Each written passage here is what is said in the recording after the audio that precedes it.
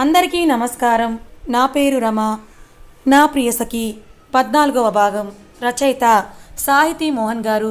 సరే మా బాయ్ అంటూ కాల్ కట్ చేసి అప్పుడు నిద్ర రాకపోవడంతో ఆకాశంలో చందమామను చూస్తూ అక్కడి వాతావరణాన్ని ఆస్వాదిస్తూ ఉంటుంది ధన్వి వెళ్ళిన కాసేపటికే సూర్య చుట్టూ చూసి అందరూ వాళ్ళ వాళ్ళ పనుల్లో కబుర్లో బిజీగా ఉండడంతో మెల్లిగా లేచి ధన్విని వెతుకుతూ పైకి వెళ్తాడు. తను దీపు రూమ్లో లేకపోవడంతో ఎక్కడికి వెళ్ళిందబ్బా, ఒకవేళ టెర్రస్ మీదకి వెళ్ళిందేమో అని అక్కడికి వెళ్తాడు. సూర్య టెర్రస్ మీదకి వెళ్ళేసరికి అప్పుడే కాల్ కట్ చేసి ఆకాశంలోకే చూస్తూ నుంచిన ధన్వి కనిపిస్తుంది. మెల్లిగా నడుచుకుంటూ వెళ్ళి వెనక నుంచి తనను చుట్టేస్తాడు సూర్య. ఆదమర్చి ఉన్న ధన్వి ఈ అనుకోని చర్య కులిక్కిపడి అరవబోతూ ఉంటే అది గమనించిన సూర్య తన చేతిని నోటికి అడ్డం పెట్టి ఉష్ అరవకు నేనే అంటాడు. సూర్య మాటలకి భయంతో స్పీడ్గా కొట్టుకుంటున్న తన గుండె చప్పుడిని అదుపు చేసుకొని అంటుంది చెయ్యి తీయమన్నట్టుగా. ఓ సారీ అంటూ చెయ్యి తీస్తాడు సూర్య. ఏంటి సూర్య గారు, ఎంత భయం వేసిందో తెలుసా అని అంటుంది తన నుదుటిన పట్టిన చెమటని తుడుచుకుంటూ.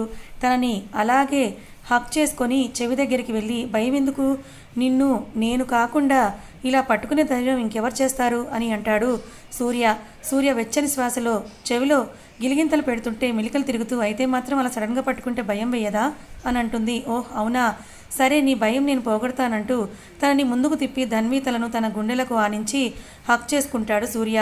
అలా హక్ చేసుకోవడంతో ధన్వికి సూర్య గుండు చప్పుడు స్పష్టంగా వినిపిస్తూ నీకు నేనున్నాను అని చెప్తున్నట్టుగా ఉంటుంది.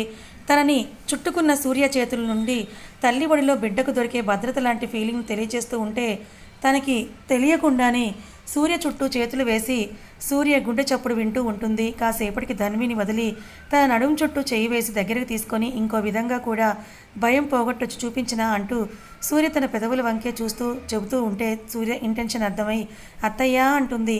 తను అత్తయ్య అనగానే నిజంగా వచ్చారేమో అనుకొని టక్కున తనని వదిలి చుట్టూ చూస్తాడు సూర్య వదలగానే దూరంగా పరిగెడుతూ ఊరికే చెప్పాను, ఎవరూ లేరు, మనం కాసేపు ఇక్కడే ఉంటే ఎవరో ఒకరు వస్తారు కాబట్టి పదండి కిందకు వెళ్దామంటూ సూర్యకి దొరకకుండా కిందకి పారిపోతుంది ధన్వి. పరిగెడుతున్న ధన్విని చూస్తూ రాక్షసి, ఇది అన్యాయమే ఊహూ అంటూ గారాలు పోతూ తన వెనుక కిందకు వెళ్తాడు సూర్యోదయం కాగానే అందరూ లేచి రెడీ అయ్యి వ్రతం ఏర్పాట్లు చేస్తూ ఉంటారు. దీపు అనులు ధన్విని రెడీ చేస్తుంటే మధు మాన్సిల్లు రెడీ అయ్యి పెద్దవాళ్ళకి ఏర్పాట్లో హెల్ప్ చేస్తూ ఉంటారు. ఇక్కడ కృష్ణ కిరణ్ రెడీ అయ్యి రాగానే సాహితీ గారు, మోహన్ గారు, చరణ్, జానకి గారు, రఘు గారు అందరూ కలిసి సూర్య ఇంటికి బయలుదేరుతారు. అరగంట ప్రయాణం తర్వాత పుట్టింటి లాంఛనాలు తీసుకొని ఇంట్లోకి వెళ్తారు అందరూ.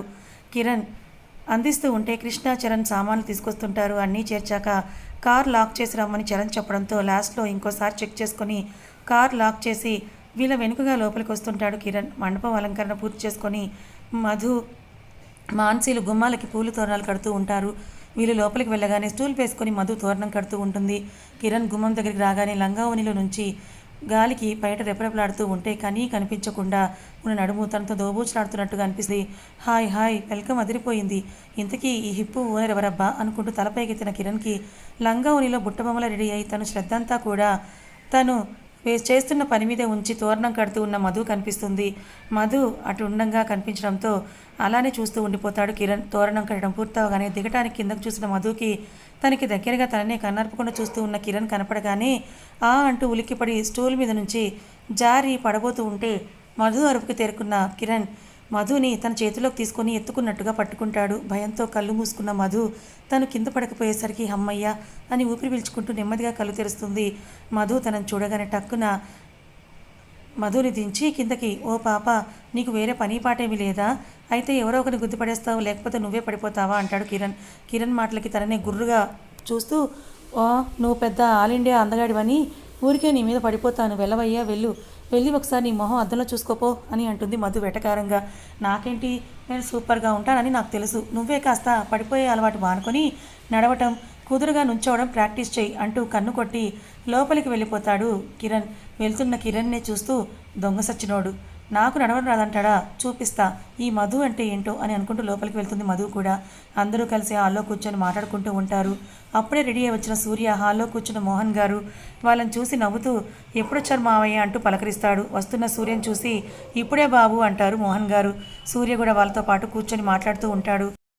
వీళ్ళు ఇలా మాట్లాడుతూ ఉండగానే ధన్వి కూడా రెడీ అయ్యి కిందకు వస్తూ హాల్లో కూర్చొని సూర్యతో మాట్లాడుతున్న మోహన్ గారిని, సాహితీ గారిని చూసి నాన్న, అమ్మ అంటూ పరిగెడుతూ వస్తుంది. ధన్వి పిలుపు విన్న మోహన్ గారు పైకి చూసి పరిగెడుతూ వస్తున్న ధన్వి కనపడగానే అమ్ములు జాగ్రత్తరా అంటూ లేచి తన వైపే వెళ్తారు. ధన్వి కన్నీళ్ళతో మోహన్ గారిని చుట్టేస్తుంది. మోహన్ గారు కూడా తన తలపై చెయ్యి వేసి నిమురుతూ ఎందుకురా బాధపడుతున్నావు, నేను వచ్చేసానుగా అంటూ ధన్వి పేస్ని తన చేతిలోకి తీసుకొని కన్నీళ్ళని తుడిచి నుదుటిలా ముద్దు పెట్టుకుంటారు.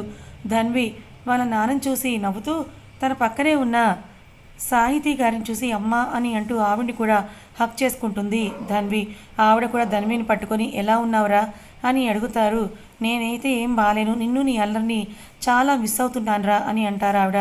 ధన్వి ఆవిడ్ని వదిలి, నీ చుట్టూ తిరిగి అల్లరి చేసే నాన్నుండగా నువ్వు నన్ను మిస్ అవుతున్నావా, కహానీలు చెప్పకంటుంది ధన్వి. రాక్షసి అంటూ ధన్వి చెవి మెలేస్తారు సాహితీ గారు. అది చూసి అత్తయ్య మెల్లిగా అంటాడు సూర్య. సూర్య మాటలకి అందరూ కూడా తనని చూసి ముసుగుసుగా నవ్వుతుంటే తానేమన్నాడో అర్థమై నాలిక ఖర్చుకొని అందరినీ చూసి హిహిహి అని ఒక వెరినవ్వు నవ్వుతాడు సూర్య. అబ్బో, అప్పుడే పెళ్ళా మీద ఎంత కేరింగో నా కొడుక్కి అని చైతన్య గారు అంటూ ఉంటే, కాక అందరూ మీలా ఉంటారా ఏంటి అంటూ కౌంటర్ వేస్తారు వాణి గారు. అమ్మో, ఇది నా మీద కాన్సన్ట్రేట్ చేయకముందే తప్పించుకోవడం బెటర్ అనుకుంటూ పంతులు గారు రావడంతో అదిగో పంతులు గారు వచ్చేసారు, వ్రతానికి టైం అవుతోంది, పదండి పదండి అంటూ అక్కడి నుండి వెళ్ళిపోతారు చైతన్య గారు. హహా అని నవ్వుతూ సౌజన్య గారిని చూసి, తమ్ముడికి ఇంత భక్తి ఎప్పటి నుండి వచ్చిందో అంటారు విష్ణు గారు. మీరు చదివిన కాలేజీలో ఎస్కేపింగ్లో డిగ్రీ చేసినప్పటి నుండి లేండి, ఇంక పదండి అంటూ వెటకారంగా అని పూజ దగ్గరికి వెళ్తారు సౌజన్య గారు కూడా. అనవసరంగా దీన్ని కదిలించాను చూడు అని అనుకుంటూ సౌజన్య గారు వెనుకే వెళ్తారు విష్ణు గారు కూడా. సూర్య ధన్వీలను పట్టుబట్టలతో వ్రతం పీటలపై కూర్చోబెడతారు. పంతులు గారు ఇచ్చిన కంకణాలను కట్టుకొని ఆయన చెప్పినట్టుగా భక్తితో పూజ చేసి కథలు విని పెద్దలతో ఆశీర్వాదం తీసుకుని తీర్థప్రసాదాలు స్వీకరించి వ్రతం పూర్తి చేస్తారు సూర్య ధన్వీలు. తర్వాత అందరూ భోజనాలు చేశాక అప్పటికే 4 కావస్తూ ఉండడంతో ఇంకా మేము వెళ్ళొస్తాం వదిన అంటారు సాహితీ గారు. అదేంటి వదిన, రేపు వెళ్ళొచ్చులే అంటారు సౌజన్య గారు. లేదులే వదిన, రేపటి కార్యక్రమానికి ఏర్పాట్లు చూసుకోవాలి కదా, మేము వెళ్తాంలే, చరణ్ ఉంటాడు, పొద్దున్నే అందరూ కలిసి వచ్చేయండి అంటారు సాహితీ గారు. ఆవిడ సరే అనటంతో అందరికీ చెప్పి ధన్వితో రేపు పొద్దున అన్నయ్యతో వచ్చేయండి అని చెప్పి మేము వెళ్ళొస్తామని సాహితీ గారు, మోహన్ గారు, రఘు గారు, జానకి గారు వెళ్ళిపోతారు. పిల్ల బ్యాచ్ అందరూ ఒక చోట ఉండడంతో ఆ రోజంతా ఆటపాటలతో సరదాగా గడిపి పొద్దున్నే లేచి రెడీ అయి మోహన్ గారి ఇంటికి చేరుకుంటారు. అందరూ కూడా వీళ్ళు వచ్చేసరికి భోజనాలు వేళ అవడంతో కాసేపు మాటల తర్వాత భోజనానికి పిలుస్తారు సాహితీ గారు. అందరూ భోజనాలు చేసేస్తారు. శాంతి ముహూర్తానికి డెకరేషన్ చేయాలని మాట్లాడుకుంటూ ఉంటారు పెద్దవాళ్ళు.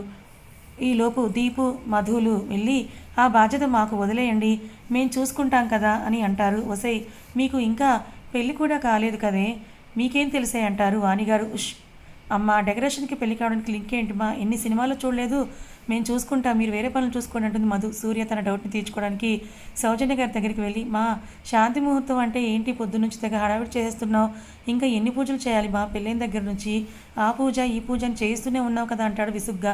సూర్య మాటలకి అందరూ తనని చూసి ముసుగుసుగా నవ్వుతుంటే ధన్వి సిగ్గుతో అక్కడి నుంచి వెళ్ళిపోతుంది. సూర్య మాటలు విన్న మిహిర్ తల కొట్టుకుంటూ, అబ్బా అన్నయ్య, నువ్వు బిజినెస్లో నెంబర్ 1 కానీ లోకజ్ఞానం మాత్రం బొత్తిగా లేదురా నీకు, శాంతి ముహూర్తం అంటే ఫస్ట్ నైట్ అంటాడు మిహిర్. మిహిర్ చెప్పింది విని కళ్ళు పెద్దవి చూస్తూ అవునా అన్నట్టు ఆశ్చర్యంగా మిహిర్నే చూస్తాడు సూర్య. మిహిర్ అవునన్నట్టుగా తన తలని ఊపగానే అందరినీ చూసి నవ్వి ఫోన్ రాకపోయినా వస్తున్నట్టుగా ఆ ఫోన్ని చెవులో పెట్టుకొని హలో అని అంటూ సూర్య అక్కడి నుంచి ఎస్కేప్ అయిపోతాడు. వెళ్తున్న సూర్యనే చూస్తూ గొల్లున నవ్వుతారు అక్కడ ఉన్న వాళ్ళందరూ కూడా. సాయంత్రం సూర్య ధన్వీలకు మంగళ స్నానాలు అవి చేయించి సూర్యకి తెల్లటి పట్టుపంచ కట్టి బొగ్గన చుక్క పెట్టి రెడీ చేస్తే ధన్వీకి తెల్ల చీర కట్టి జడవేసి తల నిండా మల్లెపూలు పెట్టి సింపుల్గా నగలు పెట్టి రెడీ చేస్తారు. ఇద్దరిని హాల్లో పరుపులు వేసి వాటిపై కూర్చోబెట్టి పూబంతులాట ఆడిస్తారు. తర్వాత బిందెలో ఉంగరం తీసే ఆట, ధన్వీ నోట్లో స్వీట్ పెట్టి సూర్యని చేతులు వాడకుండా తినమంటారు. ఇలా వాళ్ళలో బెరుకుని బిడియాన్ని తగ్గించే ఆటలు ఆడించి వారిద్దరి చేత దంపతులకు తాంబూలాలు ఇప్పించి ముందుగా సూర్యుని గదిలోకి పంపిస్తారు. ఆ తర్వాత ధన్వీ చేతికి పాల గ్లాస్ ఇచ్చి పూజ గదిలో దేవుడికి దండం పెట్టించి గది దగ్గర దిగబెడతారు. పెద్దవాళ్ళంతా కలిసి ఇక్కడికి మన కోతి బ్యాచ్కి నో ఎంట్రీ బోర్డు పెట్టేశారు. ఈ తతంగం అంతా పెద్దల సమక్షంలోనే జరిపించారు. ముందు సూర్య గదిలోకి వెళ్ళగానే గారాలు పోతున్న అగరొత్తుల పరిమళాలు, వగలు ఒలికిస్తున్న మల్లె జాజీల సుగంధాలు స్వాగతం పలికాయి. కొంచెం ముందుకు వెళ్ళగానే మల్లెపందిరి వేసి తెల్లని దుప్పటిపై మల్లెలు, జాజులు, గులాబీలతో హార్ట్ షేప్ వేసి అందంగా అలంకరించిన మంచం తనని ఉక్కిరిబిక్కిరి చేసింది. బాబోయ్, ఈ ఎఫెక్టే నన్ను టెన్షన్ పెడుతోందని కూల్ సూర్య కూల్ అని అనుకుంటూ మంచంపై కూర్చొని ధన్వీ కోసం వెయిట్ చేస్తూ ఉంటాడు. పక్కనే ఉన్న స్వీట్స్, ఫ్రూట్స్ నీకోసమే మేము ఉన్నది అన్నట్టుగా ఉంటే ఒక యాపిల్ని తీసుకొని దాన్ని బైట్ చేస్తూ గుమ్మం దగ్గర సౌండ్ వినిపించగానే అటువైపు చూస్తాడు. తెల్లని చీరలో తలనిండా మల్లెలతో సింపుల్గా నగలు వేసుకొని చేతిలో పాల గ్లాస్తో నుంచిన ధన్విని చూడగానే నోట్లోని యాపిల్ని అలానే ఉంచేసి ఫ్రీజ్ అయిపోయి చూస్తూ ఉండిపోతాడు సూర్య. తనొచ్చే 5 నిమిషాలైనా సూర్య తన దగ్గరికి రాకపోయేసరికి మెల్లిగా తలెత్తి సూర్యనే చూస్తుంది. నోట్లో యాపిల్ని ఉంచుకొని తననే చూస్తున్న సూర్యని చూసి నవ్వుకొని గాజుల చప్పుడు చేస్తుంది. గాజుల సౌండ్కి లోకంలోకి వచ్చిన సూర్య తన నోట్లోని యాపిల్ని టేబుల్పై పెట్టేసి మెల్లిగా తన దగ్గరికి వెళ్తాడు. తనొచ్చి ఎదురుగా నుంచున్న తనని చూడకుండా సిగ్గుని తలదించుకొని ఉన్న ధన్విని చూసి నవ్వుకొని తన భుజం చుట్టుగా చేయి వేసి నడిపించుకొని మంచం దగ్గరికి తీసుకువెళ్తాడు. ధన్వి తన చేతిలోని పాల గ్లాస్ని సూర్యకి అందిస్తుంది తలెత్తకుండానే. సూర్య తనని చూసి నవ్వుతూ సగం పాలు తాగి తనకి ఇస్తాడు. మిగిలినవి తాగి గ్లాస్ టేబుల్ పైన పెట్టి సూర్యకాలకి నమస్కరిస్తుంది. ధన్వి ఓయ్ ఏంటిది అని అంటూ ధన్విని లేపి పైకి తన గుండెలకు హత్తుకొని నీ స్థానం ఇక్కడ, అక్కడ కాదు అని అంటాడు సూర్య. ధన్వి కూడా ప్రేమగా సూర్య చుట్టూరా చేతులు వేసి కాసేపటికి తనని వదిలి మంచం పైన కూర్చొని తనని ఒళ్ళో కూర్చోపెట్టుకొని తన నడుము చుట్టూతా చేతులు వేసి దగ్గరికని భుజంపై పెదవులతో రాస్తూ మొన్నటి నుంచి తప్పించుకుని పారిపోతున్నావు, ఇప్పుడు ఎక్కడికి వెళ్తావే అంటూ హస్కీగా అడుగుతాడు సూర్య. ఆ మాటలకి ఒక చిలిపి ఆలోచన తట్టగా సూర్య స్పర్శకి పులకించిపోతున్న తనని తాను తమాయించుకొని సూర్యని మెల్లిగా విడిపించుకొని నుంచొని వెనక్కి తిరిగి సూర్యగారు నాకు కొంచెం టైం కావాలంటుంది ముసిముసిగా నవ్వుకుంటూ. టైమా దేనికి అని అంటాడు తనని హత్తుకొని. మళ్ళీ తనని విడిపించుకుంటూ దీనికే అంటుంది. దేనికి అంటాడు అనుమానంగా. ఇలా కాదని సూర్య వైపు తిరిగి తన చక్రాలంటి కళ్ళని గుండ్రంగా తిప్పి రూమ్ని చూపిస్తూ దీనికే అంటుంది ధన్వి. ధన్వి చెప్పింది అర్థం అవగానే గుండెలపై చెయ్యేసుకొని అమ్మో రాక్షసి టైం కావాలంటూ ఇలాంటి టైం బాంబ్ నా నెత్తిన పడేస్తావంటే నేను ఒప్పుకోను అంటాడు సూర్య. సూర్య ఫేస్ చూసి నవ్వుకుంటూ అదేంటి సూర్య గారు అలా అంటారు, మీకు నా ఫీలింగ్స్తో పని లేదా, సడన్గా ఎంగేజ్మెంట్ పెళ్ళి టైం లేకుండా జరిగిపోయాయి, ఇప్పుడు నేను దీనికి ప్రిపేర్డ్గా లేనంటుంది వస్తున్న నవ్వుని ఆపుకుంటూ.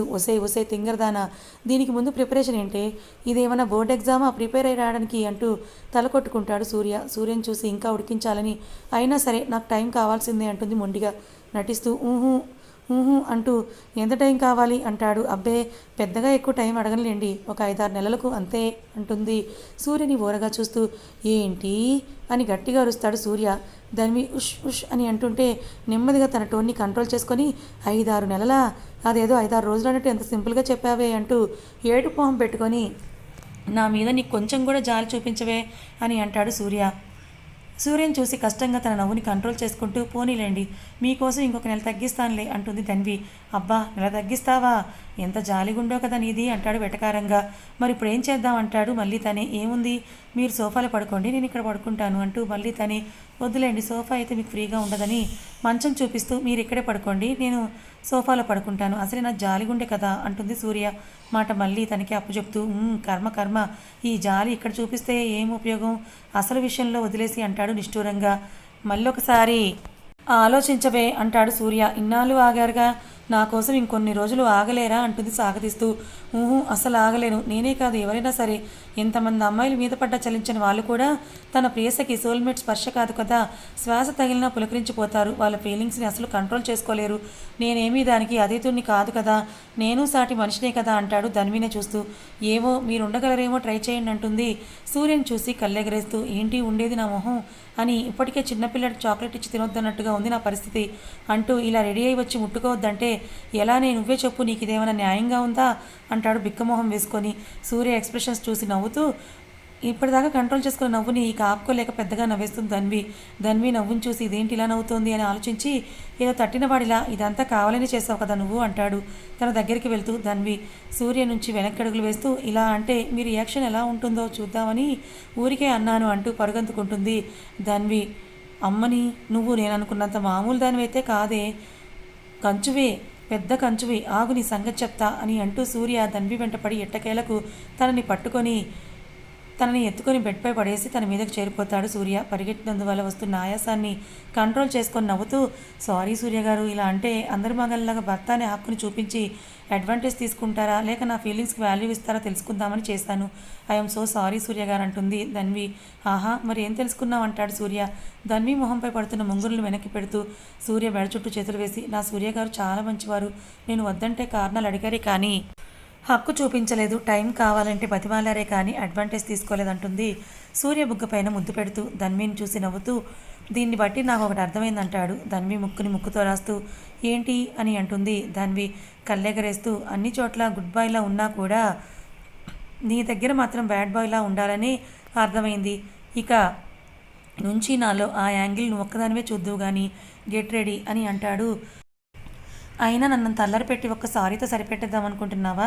సమస్య లేదు, నీకు దానికి తగ్గ పనిష్మెంట్ పడాల్సిందే అంటూ తన పెదవులు అందుకుంటాడు సూర్య. అలా సడన్గా ముద్దు పెట్టేసరికి మొదట షాక్ అయినా కూడా మెల్లిగా సహకరిస్తూ సూర్య చుట్టూ ఉన్న తన చేతులను బిగిస్తూ ఆ ముద్దుకి జతగలుపుతుంది. అలా ధన్వి అంగీకారం తెలియగానే ఆనందంగా తన నల్లుకుపోతాడు సూర్య. ఆ చల్లటి వెన్నెల రేయిలో ముద్దు మురిపాలను పంచుకుంటూ తమదైన శైలిలో సరస సమరాన్ని ప్రారంభించారు వారిరువురు.